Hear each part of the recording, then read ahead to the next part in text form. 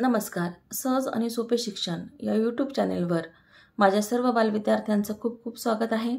आज आपल्याला chapter 10 disaster management यातील पार्ट 3 बघायचा आहे.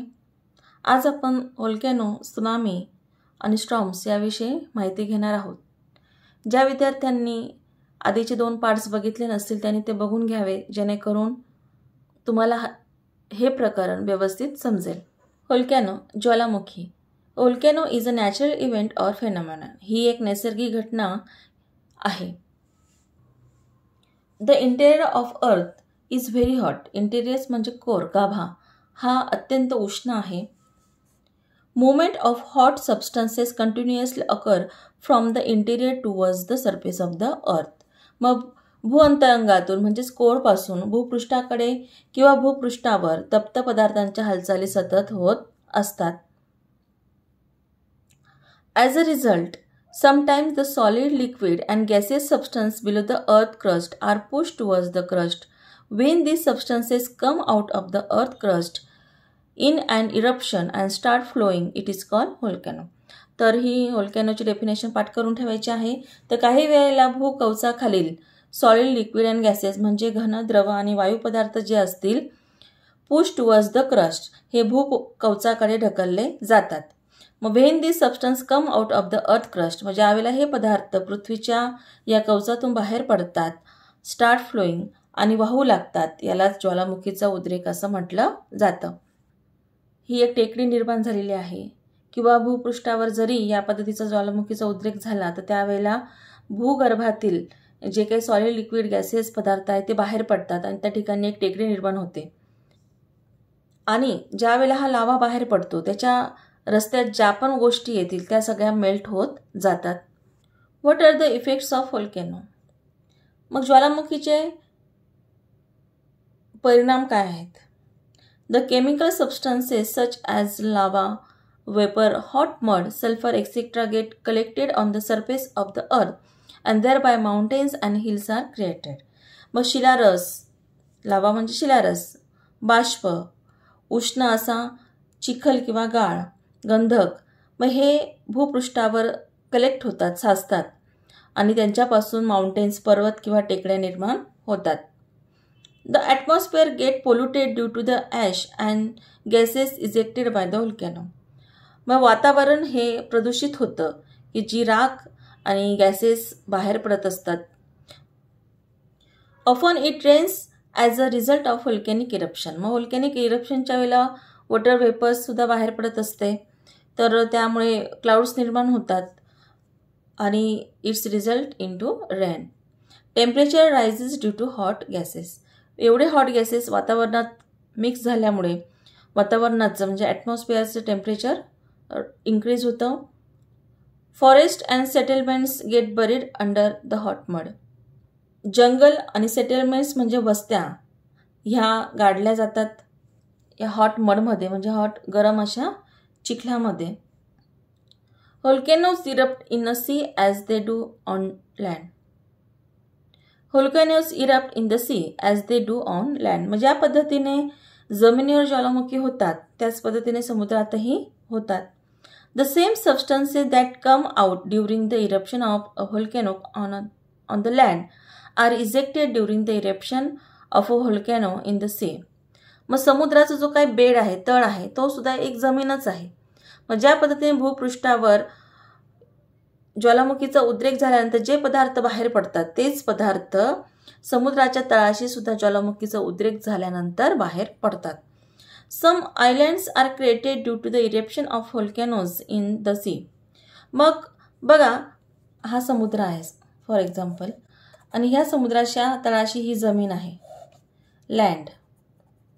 मग ज्या वेळेला इथं व्होल्कॅनो इरप्शन होतं तर इथून काय होतो, हा जो सगळा गाळ आहे या पद्धतीने इथं साचतो आणि इथं काय होते, या पद्धतीने एक टेकडी निर्माण होते. मग ही टेकडी किंवा इथं काही कालावधीनंतर हा गाळ ज्या वेळेला हा थंड होतो तर ही एक जमीन तयार होते आणि हा उरलेला भाग हा पाण्यात असतो आणि जो पाण्याच्या बाहेर हा जो भाग शिल्लक आहे तर या ठिकाणी इथला लावा शांत झाल्यानंतर तिथं झाडाझुडपांची वाढ होते आणि एक बेट निर्माण होतं. It is not possible to prevent the eruption of a volcano. मग ज्वालामुखीचा उद्रेक थांबवणे शक्य नाही. To stop it after it erupts or control it. मग ज्या वेळेला तो इरप्ट झाला त्याला थांबवू शकत नाही किंवा त्याला कंट्रोल करणंही शक्य नाही. However, by means of science and technology, it is possible to predict an eruption and to take immediate steps for disaster management. Science आणि टेक्नॉलॉजी म्हणजे तंत्रज्ञानाच्या साहाय्याने याविषयी भाकीत करू शकतो किंवा आपण सांगू शकतो की कोणत्या ठिकाणी इरप्शन होणार आहे. जे काही भूगर्भशास्त्रज्ञ असतात त्यांना याविषयी माहिती मिळत असते. मग त्यानुसार तेथील वस्तीतील लोकांना तशी सूचना देऊन त्यांना सुरक्षित जागेवर हलवता येतं. ज्यानुसार तात्काळ आपत्ती व्यवस्थापन करणे देखील शक्य होते. Tsunami. What is an earthquake? 2. What will happen if an earthquake and volcanic eruption occur at the bottom of the sea? त्यातील पहिल्या प्रश्नाचं उत्तर बघा. What is an earthquake? Answer. The vibration and the cracking up of earth crust is called earthquake. भूपृष्ठावर निर्माण होणारी कंपने आणि पडणारी तळे यालाच अर्थक्वेक असं म्हटलं जातं, म्हणजेच भूकंप. What will happen if an earthquake and volcanic eruption occur at the bottom of the sea? Answer. The tremendous energy comes out of the earth crust at the time of the earthquake. Second, if such movements occur at the bottom of the sea, the huge waves are formed. मग ज्या वेळेला समुद्राच्या तळाशी earthquake होतो, मग जो काही हा सी बेड आहे येथून या हालचाली स्टार्ट होतात. भूकंपाचा जो काही केंद्र आहे मग तो काय करतो, या ठिकाणी खूप उष्णता निर्माण होते आणि वरील जे पाण्याला ती पुश करते, ढकलते, ती उष्णता बाहेर जी पडते, तर त्यावेळेला ती कंपनं निर्माण होतात या पाण्यामध्ये. आणि ह्या ज्या काही नॉर्मल वेव्ज आहेत पाण्याच्या, तर त्या नॉर्मल न राहतात त्या वेव्ज यांची उंची वाढते, या वेव्हची उंची वाढते आणि त्यामुळे मोठमोठ्या उंचीच्या लाटा निर्माण होतात. मात्र ह्या लाटा ज्या ठिकाणी केंद्र असतो भूकंपाचा त्या ठिकाणी त्या कमी दिसतात, म्हणजे कमी उंचीच्या दिसतात. परंतु किनाऱ्याकडे भागाकडे एक लाटा एकमेकांवर चढतात, त्याच्यामुळे मोठमोठ्या इमारतींपेक्षा सुद्धा लाटांची उंची ही खूप जास्त दिसत असते. As on land, earthquakes and volcanic eruption occur at the bottom of the sea. जमिनीप्रमाणेच अर्थक्वेक आणि ज्वालामुखीचा उद्रेक हा समुद्राच्या तळाशी घडत असतो. If an earthquake occur at the bottom of the ocean, the energy release push the water towards. मग ज्या वेळेला भूकंप हा समुद्राच्या तळाशी होतो त्यावेळेला एक एनर्जी ऊर्जा ही पुश करते तेथील पाण्याला. आता दाखवलंच तुम्हाला. The result of this a वेगळ्या type of waves are form. एक विशिष्ट प्रकारच्या लाटा निर्माण होतात. These waves are not very high near the source but they start spreading very fast to long distance. मग ह्या ज्या काही लाटा आहेत उगमस्थानाजवळ फार उंच नसतात, परंतु खूप वेगाने मात्र त्या दूरवर पसरतात. The velocity of these waves is 800 to 900 kilometre per hour. मग एका तासाला त्या वेव्ज, त्या लाटा 800 ते 900 किलोमीटर एवढा प्रवास करतात. इतक्या वेगाने त्या वाहतात. बघा, आपण आपल्या गाडीचा वेग 80 किंवा 90चा जरी स्पीड केला एका तासाला तरी आपल्याला ती गाडी खूप वेगाने चालते आहे असं वाटतं, आपल्याला भीती वाटते त्यावेळेला. मग याच्यावरून तुम्हाला हे लक्षात आलं असेल की एका तासाला 800 ते 900 प्रवास करतात त्या लाटा, म्हणजे त्यांचा वेग किती प्रचंड असेल. When they reach a coastal area, their velocity is reduced. ज्या वेळेला ह्या लाटा किनारी भागाकडे पोहोचतात त्यावेळेला त्यांचा वेग हा कमी होतो. But their height is found to have increased tremendously, even to about 30 meter. किनारी भागाकडे ह्या लाटा आल्यानंतर त्यांचा वेग कमी होतो, परंतु एका लाटेवर दुसरी लाट, तिसरी लाट अशा लाटा चढत जातात आणि त्यांची उंची इतकी वाढते की तेथील मोठमोठ्या ज्या काय बिल्डिंग्ज असतात त्यांच्यापेक्षा सुद्धा त्यांची हाईट ही जास्त असते आणि बघा पूर्ण गावच्या गाव शहरच्या शहर ते पाण्याच्या खाली जातं आणि सगळं वाहून जातं. Such a wave generated by an earthquake or volcanic occurring on the ocean floor is called tsunami. Tsunami is the Japanese word which means arbor waves. मग हा एक जापानी वर्ड आहे, त्याचं नाव आहे अर्बर वेव्स म्हणजे धडकणारी मोठी लाट. मग या ठिकाणी सुनामीची डेफिनेशन दिली बघा. Such a wave generated by an earthquake or volcanic occurring on the ocean floor. मग महासागरांच्या तळाशी भूकंपामुळे किंवा ज्वालामुखीच्या उद्रेकामुळे ज्या काही लाटा निर्माण होतात त्यालाच सुनामी असं म्हटलं जातं. Destructive effects of tsunami. मग सुनामीचे विघातक परिणाम. 1. Buildings and other construction are destroyed. इमारती आणि इतर बांधकामे उद्ध्वस्त होतात. There is large scale loss of life and financial loss. व जीवित आणि वित्तहानी मोठ्या प्रमाणावर होते. Boats and ship near the coast get damage. किनाऱ्याजवळील होड्या व जहाजे यांची हानी होते. Tree get uprooted. Landslides take place on the large scale. व झाडे ही मुळासह उन्मळून पडतात. मोठ्या प्रमाणावर भूस्खलन होते, जमिनीची झीज होते. Changes take place in the original land near the coast giving rise to swamps. मग स्वॅम्प्स म्हणजे दलदलीचा प्रदेश, गाळाचा प्रदेश त्या ठिकाणी निर्माण होतो. व जी काही मूळची जागा आहे, जमीन आहे, तिच्यात बदल होतो आणि तिथे दलदलीचा प्रदेश निर्माण होतो. Traffic obstruction arise. मग वाहतुकीचे अडथळे निर्माण होतात. 7. The business industry related to sea are adversely affected and normal day to day life is disturb. मग समुद्राशी संबंधित जे काही व्यवसाय असतील, मासेमारी किंवा मिठाचा व्यवसाय करणारे जे उद्योगधंदे असतील किंवा जहाजे, होड्या यांचा जो काही वाहतुकीचा व्यवसाय असेल मग तो सुद्धा विस्कळीत होतो. 8. Large scale damage is cause to harbour. मग ज्या ठिकाणी जहाजे थांबतात तेथील बंदराचं मोठ्या प्रमाणावर नुकसान होतं. Precautionary major. उपाययोजना. When a tsunami wave is formed due to an earthquake on the sea floor, it is necessary that an immediate estimate is made for its progress and a warning of danger is issued to people in the coastal area. For this purpose, an artificial geostationary satellite is of great use. मग सागर तळाशी ज्या वेळेला भूकंपामुळे tsunami लाटा निर्माण होतात मग त्यावेळेला तिचा अंदाज घेऊन किनारपट्टीकडील जे काही प्रदेश आहे त्यातील लोकांना धोक्याची सूचना देणे आवश्यक असते. मग यासाठी जो काही आर्टिफिशियल जिओ स्टेशनरी सॅटेलाइट आहे, कृत्रिम भूस्थिर उपग्रह, याचा आपल्याला खूप उपयोग होतो. स्ट्रॉम्स. वादळे. Let's recall. What gives rises to storm. वादळे कशी निर्माण होतात. What are their effects. त्यांचे कोणकोणते परिणाम होतात. आपण टेलिव्हिजनवर वादळांचे किंवा स्ट्रॉम्स कसे निर्माण होतात आणि ते कसे एका ठिकाणावर दुसऱ्या ठिकाणी वाहतात आणि कशा पद्धतीने नुकसान करतात तर याचे व्हिडिओ आपण बघत असतो. यातील पहिल्या प्रश्नाचं उत्तर बघा. What gives rise to storms. मग वादळे कशी निर्माण होतात तर there is formation of high and low air pressure belts in the atmosphere. मग वातावरणात जास्त आणि कमी दाबाचे पट्टे निर्माण होतात. This causes strong winds to blow. याच्याने जोराचा वारा वाहू लागतो. The weather suddenly change in to storm. आणि वातावरण, हवामान अचानक वादळामध्ये त्याचं रूपांतर होतं. What are their effects.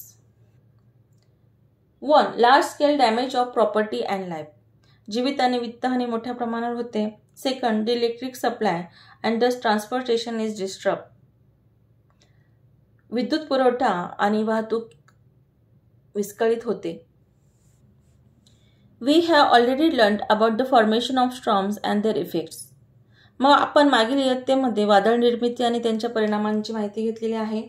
Suppose you are caught in storm. What will you do to keep yourself safe. मग ज्या वेळेला तुम्ही समजा एखाद्या वादळात अडकला तेव्हा तुम्ही काय कराल? बघा मग, प्रिकॉशनरी मेजर अगेन्स्ट स्टॉर्म्स. मग ज्यावेळेला अशा पद्धतीचं वादळ निर्माण होतं त्यावेळेला 1. If you are away from home take shelter at the safe place.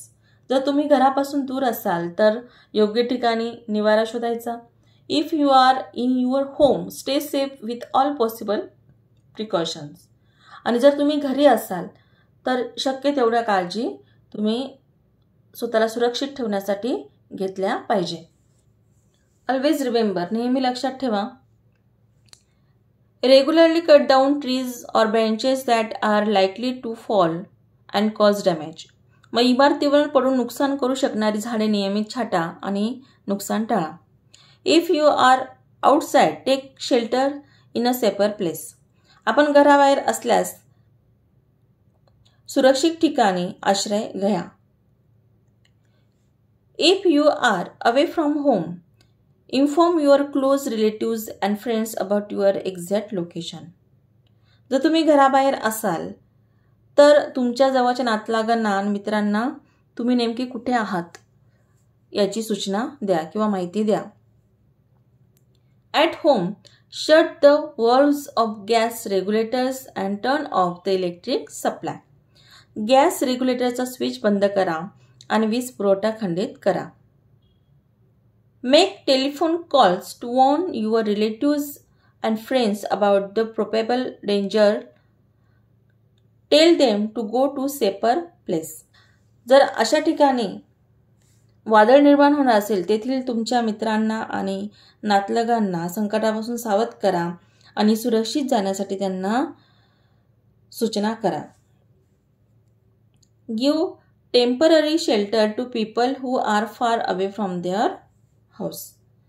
मग घरापासून दूर असणाऱ्या लोकांना किंवा ते लोक जर तुमच्या घराच्या जवळपास शेल्टरसाठी थांबले असतील तर त्यांना थोड्या वेळेसाठी तुमच्या घरामध्ये तात्पुरता आश्रय द्या. नॅशनल इन्स्टिट्यूशन, युनायटेड नेशन संयुक्त राष्ट्र संघटना. Establish a standing international organisation UNDP इन 1965. मग संयुक्त राष्ट्र संघटनेने एक स्थायी स्वरूपाची आंतरराष्ट्रीय संस्था UNDP 1965 साली स्थापन केली आहे. About 177 nations from all over the world are member of the UNDP. मग ह्या संस्थेचे जवळजवळ 177 देश सदस्य आहेत जगभरातील. One of the main function of this organization is to send equipment, financial aid and also volunteers to the place of the disaster. या संघटनेचे एक मुख्य कार्य आहे ते म्हणजे आपत्ती काळात तेथे साधन सामग्री तसेच आर्थिक मदत आणि सेवक असतात मग आपत्तीच्या ठिकाणी पाठविणे. In addition international medical team and group of other experts are also sent. मग यासोबतच मदतीसाठी आंतरराष्ट्रीय जे काही वैद्यकीय पथके असतील तसे तज्ज्ञांचे गटही पाठविले जातात. Note tip, refer to the lesson on winds in the standard 7th in the geography textbook and read the part about storms. मग इयत्ता 7वीतील भूगोलाच्या पाठ्यपुस्तकातील वादळांविषयीचा जो काही पाठ आहे त्याचा अभ्यास करा की जेणेकरून वादळ कशी निर्माण होतात, कशा पद्धतीने कमी आणि जास्त दाबाचे पट्टे निर्माण होतात, तर याविषयी अधिक माहिती तुम्हाला मिळेल. 13 October international day for disaster reduction. 13 October आंतरराष्ट्रीय नैसर्गिक आपत्ती प्रतिबंध दिन म्हणून साजरा केला जातो. या तारखा लक्षात ठेवायच्या आहे. Take no support. With the help of your teacher, prepare a PowerPoint presentation on effects of natural calamities and measures for their management and present it in the class. मग विविध नैसर्गिक आपत्तींचे परिणाम व त्यावरील उपाययोजना यावरील एक PowerPoint प्रेझेंटेशन शिक्षकांच्या मदतीने तयार करून ते वर्गात सादर करा. या ठिकाणी आपला भाग 3 संपलेला आहे. ज्या विद्यार्थ्यांनी अजूनही माझ्या सहज आणि सोपे शिक्षण यूट्यूब चॅनलला सबस्क्राईब केलं नसेल त्यांनी कृपया सबस्क्राईब करा, लाईक करा, शेअर करा, कमेंट्स करा आणि बेल आयकॉनला दाबायला विसरू नका, जेणेकरून तुम्हाला माझे जे काही नवीन व्हिडिओज असतील त्याचे नोटिफिकेशन तुम्हाला मिळतील. व्हिडिओ बघितल्याबद्दल खूप खूप धन्यवाद.